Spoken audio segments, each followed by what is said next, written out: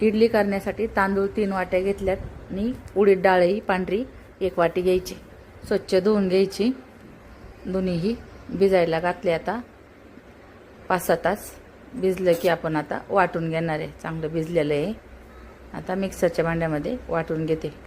तांदूळ आणि डाळही वाटणार आहे आणि डाळीचं पाणीच वाटायला घेतलेलं आहे. बारीक वाटून घ्यायचं. असं चांगलं वाटले गेले. आता सर्वच आता ही वाटून घेते. असं सर्व वाटून झाल्याच्या नंतर मग आपण त्याला फेटणार आहे. आता सर्व वाटून झालेलं आहे आणि आता पीठ चांगलं फिटूनच घ्यायचं आहे आपल्याला, म्हणजे पीठ चांगलं फुगतं. आणि आता रात्रभरासाठी आपण असंच ठेवणार आहे. पीठ बघा किती चांगलं फुगलेलं आहे. आता गच्च भरले पातेलं.